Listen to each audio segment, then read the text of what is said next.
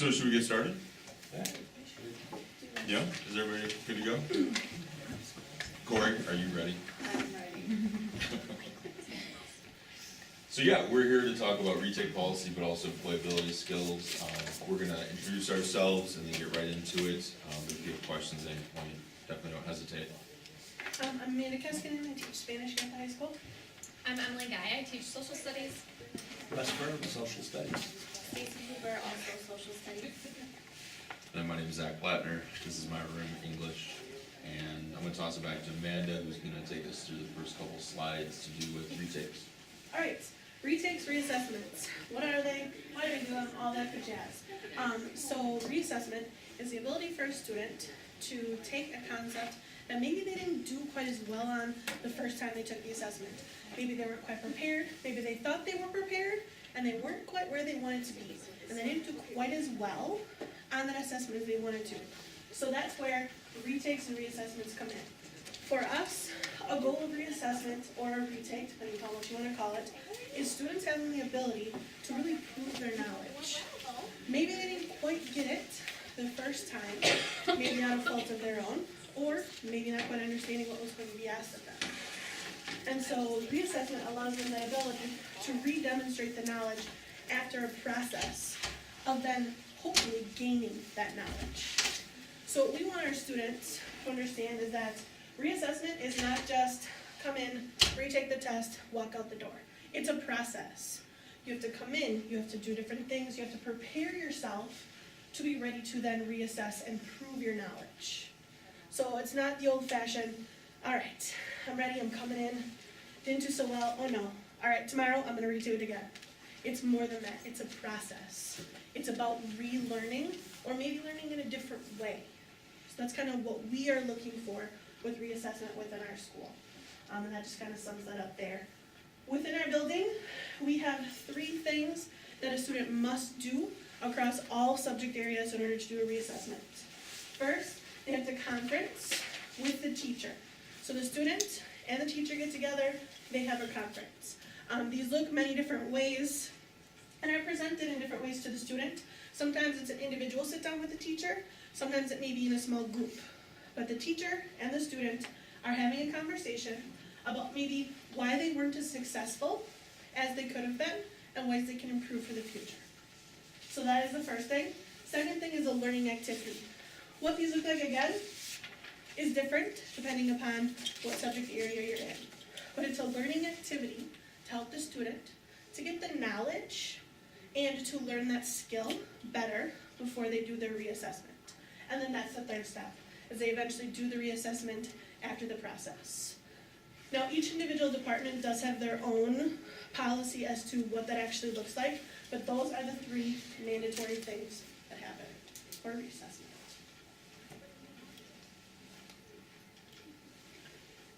So we have some various examples, and we'll keep going with Amanda and the Spanish example. So this is an example for me with one of my students. This is his original assessment. You can see that what I require is students to take their original assessment and make corrections. So you can see in the yellow were his errors and the things that he missed. The pink is where he made his corrections. And then Zach, if you go to the next slide, this is his reassessment.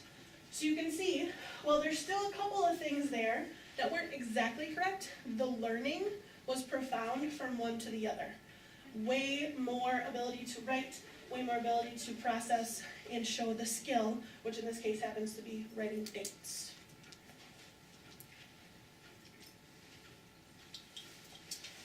For social studies, the very first thing that we have our students do is fill out a request form to actually take a reassessment. So this is a chance for them to reflect, to really think about what they didn't do so well on. So some students, are very honest about the fact that they didn't study. Some students talk about how they had XYZ going on and it was hard for them to kind of time manage everything. But they have to basically show me the reason that they didn't do so well, and then we have a conversation about that. Once they fill this out, our time that we meet is where we talk about the form, and then we talk about the next steps that we're going to do before we do the actual reassessment. Either during a homeroom or with me, I have them do their test corrections, so they get their test back, and they get what they answered on the test, and they make the corrections. I encourage them to bring their materials with them, so that they can see, like, you know, okay, I mixed up sensation and perception. I can see in my notes that I took, this is what sensation is, this is what perception is. I understand now what I did wrong. So once they have this filled out, then they meet with me and we do our learning activity. For their learning activity, it's different for each student. A lot of times it's just me talking with them and going through their test corrections. This is where I encourage them to bring any questions that they have. I might give them a couple practice examples, or I might give them some other test questions, not their reassessment, but some other test questions to practice on. And then I take all of that, so just the things that they got wrong, and that's where I make their reassessment. I never give them the same test, and I never give them the entire test. So in the sensation and perception test, let's say that someone, actually have that example. Someone didn't know what an after image was, someone didn't know what it meant to be colorblind, and they didn't know the example of a Gestalt law closure. So I ask it in a different way. So for this class for psychology, I still use some multiple choice questions. I might have them draw a picture of the Gestalt law closure instead of giving them a multiple choice question. Or I might give them an example and they have to tell me why that is an example of an after image. So I'm trying to dig a little bit deeper to really drive home that learning, so it's not just repeating the same information, but they actually have to apply it a little bit more. And then whatever they do gets added on to their assessment. And we do have a biology example provided by Mrs. Meyer. She wasn't able to make it tonight, but she gave us this example pertaining to Standard 5.1, which in her department is developing a claim. And you can see, well, if you can't read this, it says original claim, and then you can see the corrections been made. And then this would be the reassessment, I believe, yep. And, you know, perfect. The retake was successful. Yeah, I can speak a little more about this one though.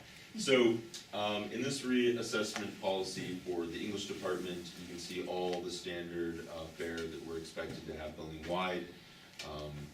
We have, for instance, complete all relevant practice, schedule a conference, there needs to be a schedule in the reassessment. In some cases, we have, for instance, annotations, so they have to, resubmit the original annotation assignment. They have to include the rubric, and they need to show what changes were made. And then one example would be for informational text. We have Achieve work, Achieve 3000. Corey could probably speak to this. We have a pretty standard expectation. It's not just in English that students work in Achieve, but basically if they don't get a 3 out of 3 in standards-based scoring, which, given that the quizzes are called activities, are out of 8 questions typically, that would be if they don't get a 6 or better. They're doing some version of this correction form, they're having that conference, checking in with the student to make sure that when they do a reassessment that they're having that higher likelihood of doing better. The purpose isn't just to redo the assessment, it's to in fact demonstrate the skill, the knowledge, whatever it is, to do better towards mastering that standard. So in this particular case, the students originally read a new Da Vinci Code and 5 out of 8, so really close. That would be a 2 out of 3 in standards-based scoring, and then did a retake using the article Meet 2 Spanish Grades, and in this particular case, as usual, a 3 out of 3. It was either 7 or 8 out of 8.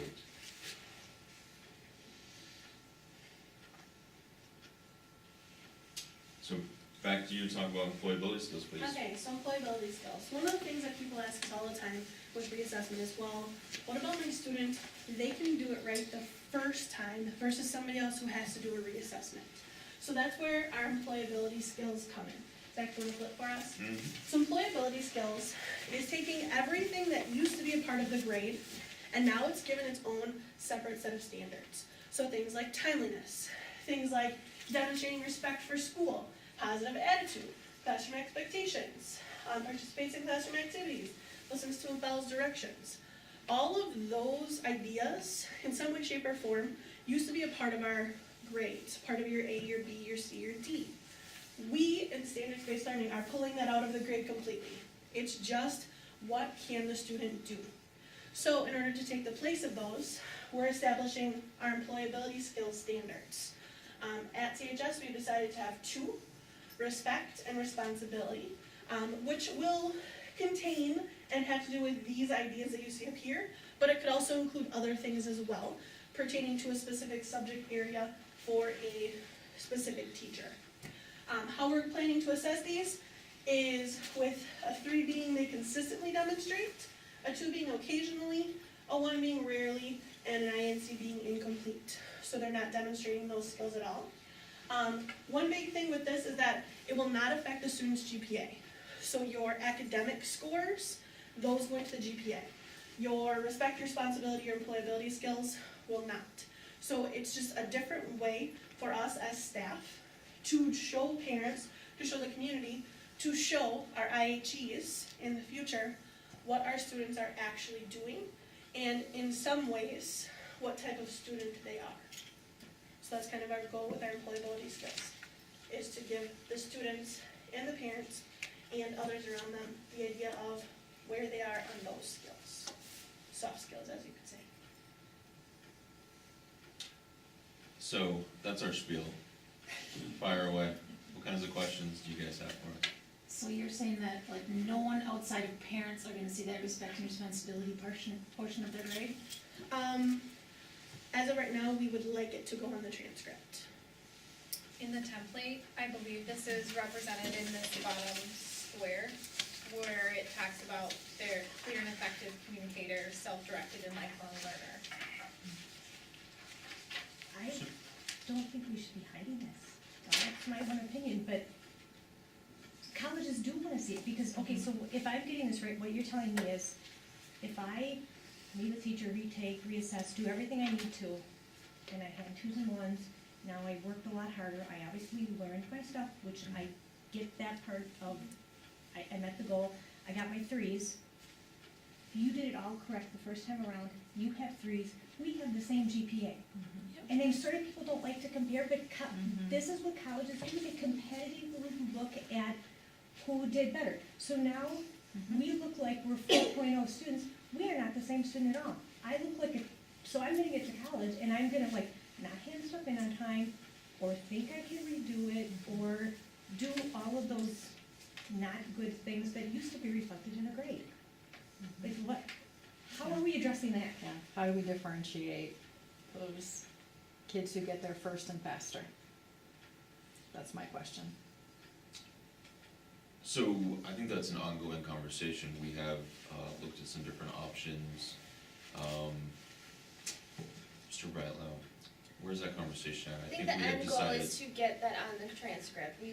For sure. We don't want to hide it. I'm in full agreement with you. I would like everyone to see this. I think that showing employability skills to the student, to the parents, for scholarships, for, possible work placements, for everything. I think that's a very, that's what we should be doing with it. I think the end goal is to get it on the transcript so that everyone can see what it is. Right, but that's different, that's employability skills. Right. And yes, feedback, if you read, like, I've done so much reading online about colleges, and they like seeing those employability skills on a transcript when they're looking at standard-based grading schools. But the question I'm asking is different, it's not about this, it's about your grades. It's like you talked about, like you had that example of a student who got a 5 out of 8, but if he could retest, okay, then say he gets a 7 out of 8. Well, my child got an 8 out of 8 first time. So how is she different than this kid who is retaking and then eventually gets an 8?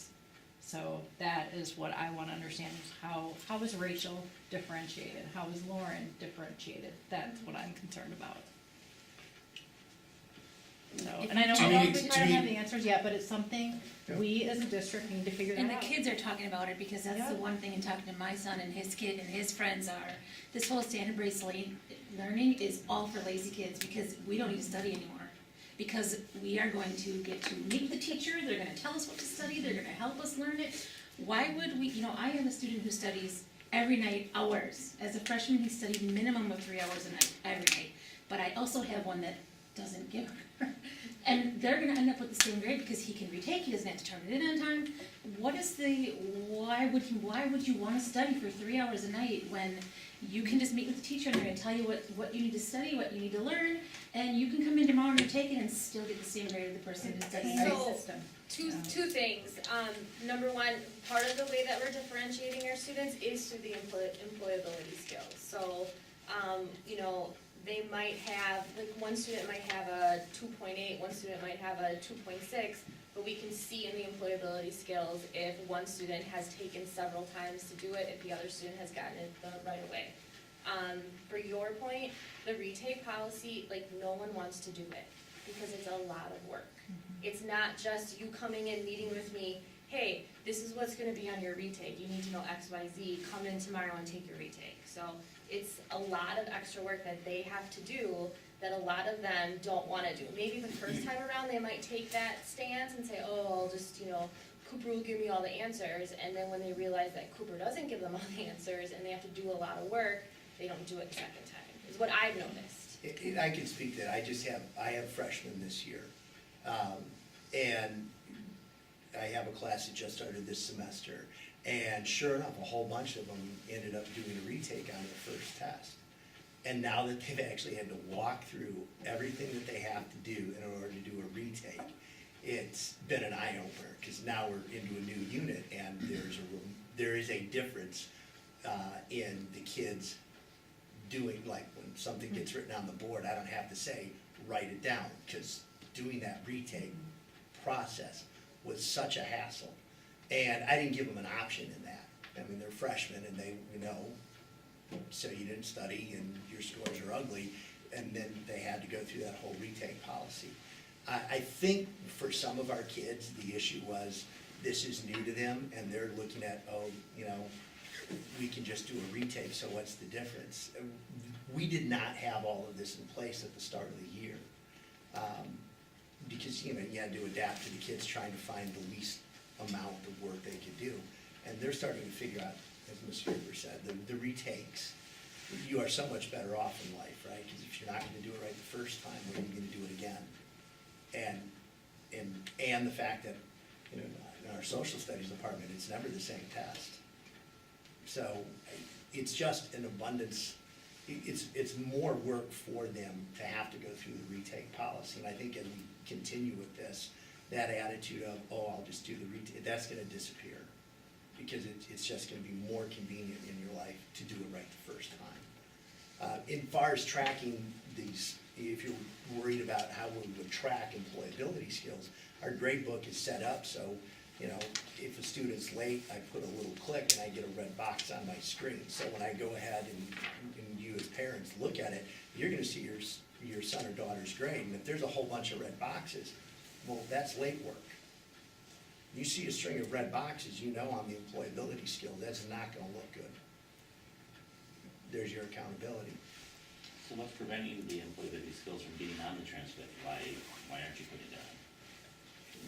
We're just not at that point yet, only because we haven't, from our perspective, fully had the buy-in of all parents and informed. We want feedback from all of you about what things need to be modified before we say, this is concretely the way it operates and works. But this has always been part of the student's GPA or the grade, and you're just doing it differently now. Why wouldn't it still be on the transcript?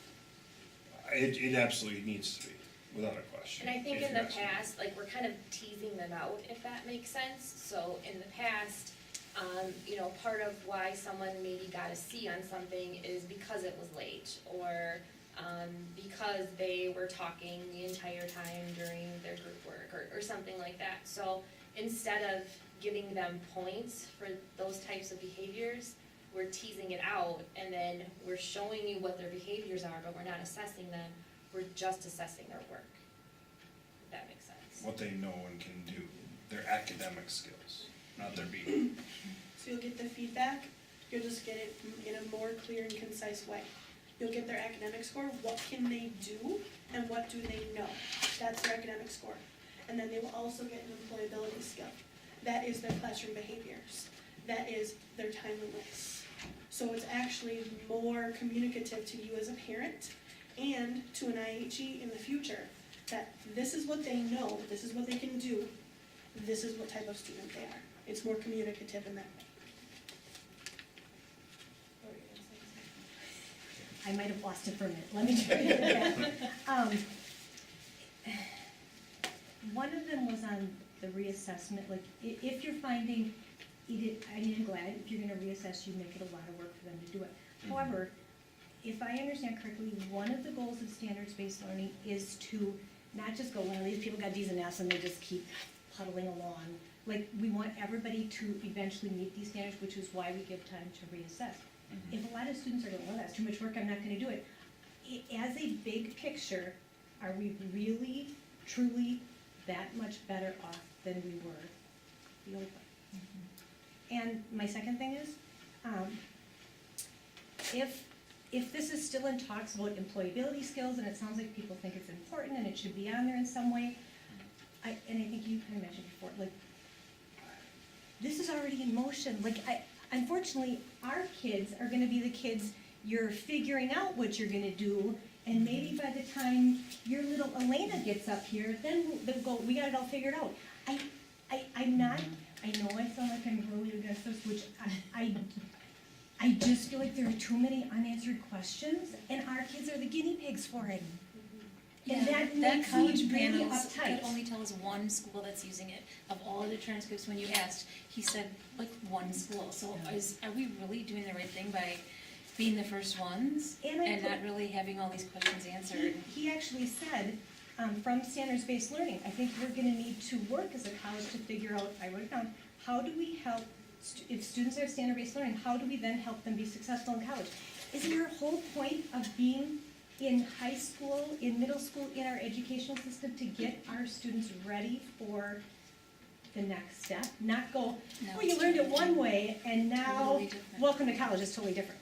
Yeah, we did a survey of some of our graduates from last year, and the feedback we got back from them was the standards-based English class they were in last year has been extremely beneficial to them in college, because learning how to look at a standard of achievement or understand a rubric or an expectation and figure out what they have to do to reach those benchmarks has allowed them to transition into college a lot easier, where this professor does things one way and has certain expectations, and this professor does things a completely different way and has these expectations.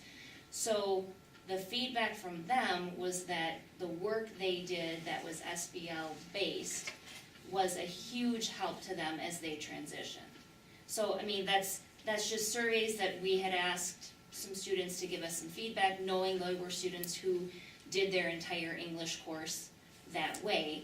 And that was overwhelmingly the piece that we got back from them, was a huge help for them in that transition. That it wasn't so much about English class, it was understanding the idea of, if I have a task put in front of me and I have expectations, what do I have to do to meet those expectations? And I feel like that is one of the things that is gonna best help our students. Is it's not playing the game of how do I accumulate points, it's learning, for me as a learner, what do I have to do to make sure that I can get myself where I want to be.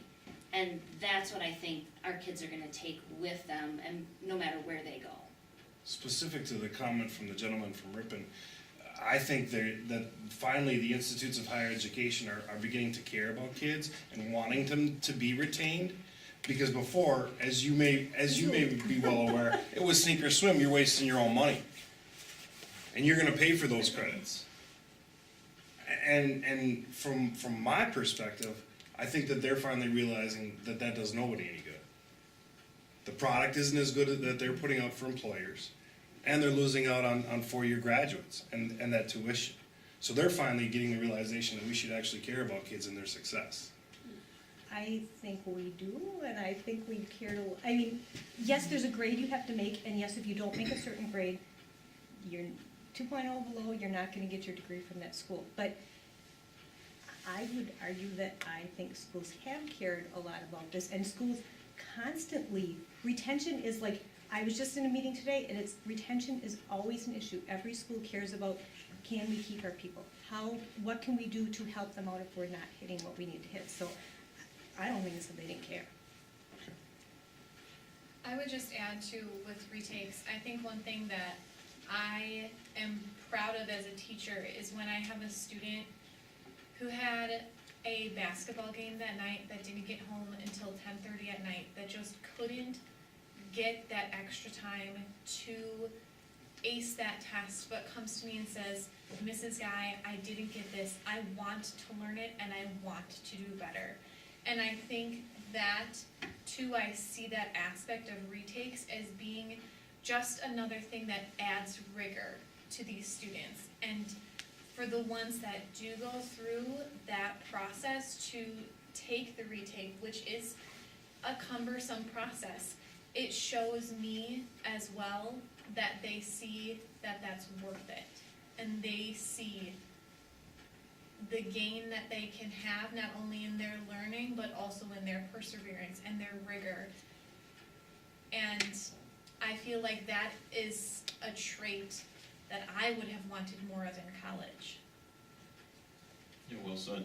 Well, I have a concern with that example about a retake. Okay, I'm on the basketball team, I'm on the, whatever, and so, I'm not gonna, study much for this test because I'm getting home late, I'll just do the retake.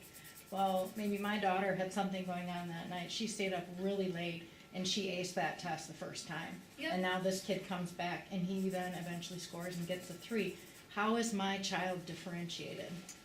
So, And I feel like, as answered before, that would still be seen in the employability skills. I'm not, you guys are gonna have to really map out a specific example for me of how that translates to that, because every single thing that they're graded on, are you doing some kind of like, okay, this kid got a 5, and then they reassessed, and then they got a 7. Okay, how does that translate into that score versus this kid got an 8 out of an 8? Is it every single time, is that feeding into it? I'm gonna throw something in. I don't think they're necessarily, the kids aren't gonna be differentiated based on that. So my kid who has to retake something every single time they take a test might end up with a 3. Yours might end up with a 3.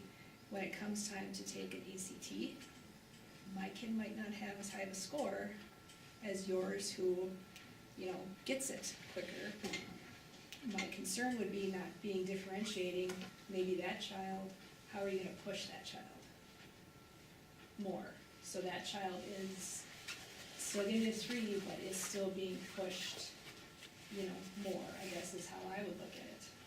Yeah, and I would say in my classroom, when a student can show me that they can accomplish a task and can do it really well the first time, that expectation is there. You've shown me you can do it once, I expect that you can consistently show me that, and that verbiage is in a 3, that you can consistently show me that you have mastered that skill.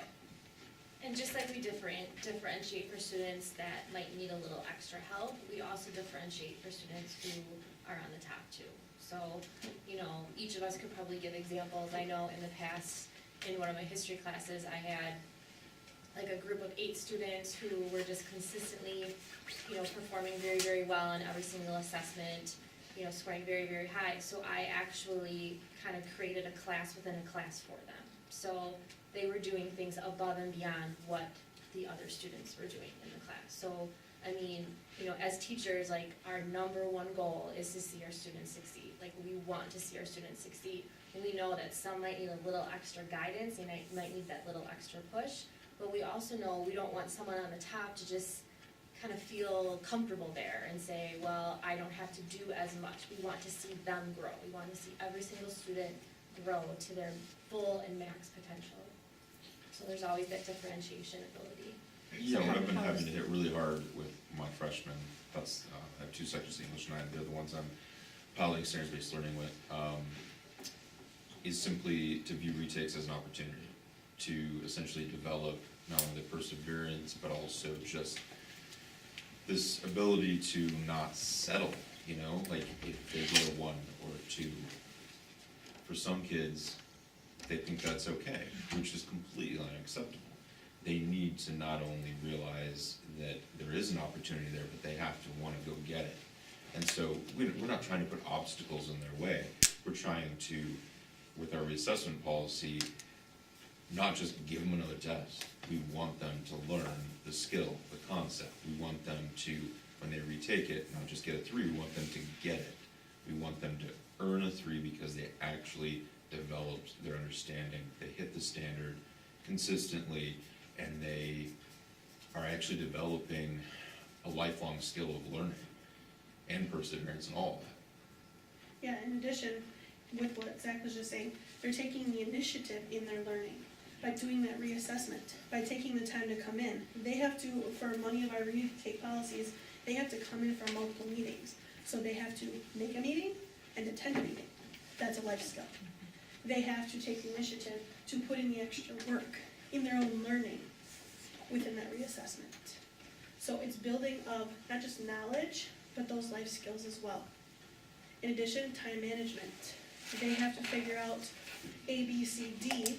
I have 10 days to get my reassessment taken, but I also want to attend my FBLA meeting, or I need to take a test for another teacher. That requires the time management. So it's taking multiple skills and building them into the learning.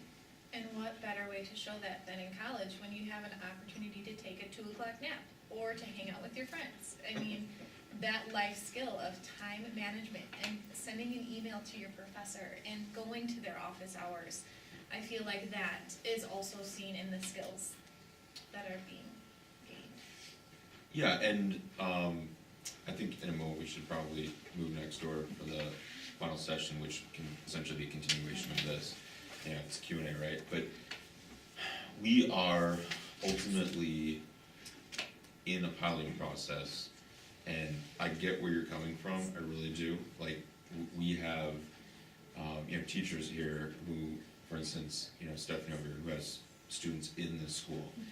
It's unfortunately unrealistic to think that we could just step into this improved model of assessment without some growing pains. And so it has to come at some point, and we're trying to do our part to be receptive to the feedback and try to make this fit and work for all of our students. And I mean, the piloting process is frustrating on both sides because we want the answers to the questions, and sometimes the questions aren't even the ones we anticipate, and we continue to mold this to work best for everyone. But I mean, we appreciate your coming here. We appreciate you giving us feedback because we're trying to make it work for everyone. I mean, this would be, I guess we'd be remiss to not acknowledge the fact that the old way of doing things is ultimately not ideal, and that it would have been an easy way out to just keep doing that. We believe in this being an improvement, because otherwise I'm doing a whole lot of work for nothing. Just very quickly on it, I didn't want to throw this out. I've been teaching AP US History for a long time, and great point. Because we're used to the old way of doing something, then you might think, oh, history teachers are all about wanting to stay the same. I have had students that were potential valedictorians with 4.0s take AP US History and then drop it because I was a threat to their GPA. Well, there's not a whole lot of college preparation going on there, is there? And, so when we talk about doing standards-based teaching, the biggest thing that I've seen change with my freshmen is I'm actually using phrases that I might use with my AP students. Write your way into points. Under the old point-based system, the easiest way to teach social studies is we'll give you a lot of multiple choice questions. Now they're having to, when they're showing their vocabulary knowledge, they're not doing, oh, let's just go ahead and match things together, or let's go ahead and do the multiple choice. They have to now put those words into sentences that are combining words into paragraphs, and that is a skill which will help them out a lot more and make them more confident in being able to express what they know, which I'm hoping when I see them as juniors and seniors means that they're not going to pull that, oh, I've got to get out of this class because it's the threat to my GPA. So. Has it affected the classroom classroom at all? Do the students realize that those skills are no longer part of their grade? Like, being there on time, you know, as of this point of what's being seen, being there on time and turning things in and. A lot of these have been in play for a while now. So for example, when I first started teaching, I had a policy where if your assignment wasn't turned in on the due date, every date that it wasn't turned in, you got 10% off your grade, 10% off your grade, 10% off your grade. I haven't done that in years. So like a lot of these have been in play for a while. We're not reporting out on this yet, so students aren't seeing, I mean, we talk about it, but they're not necessarily seeing it yet. But yeah, the things that we used to give them points for, or I'll give you points if you participate in class, or I'll give you points if you get extra credit points if you bring a box of Kleenex, so those are all things that I think a lot of us used to do, but we haven't done a lot of those things in many years. So a lot of this has been in play, just kind of in a roundabout way, if that makes sense. I think to touch on like behaviors in the classrooms, I think that just because they're not being represented in a grade, that doesn't mean that my expectations are any lower than students showing up on time, turning their work in, being respectful to me, being respectful to the other students in class, and being responsible for their own work. So I would say even though it's not being reported out yet, my expectations are there and presented on the very first second they walk in.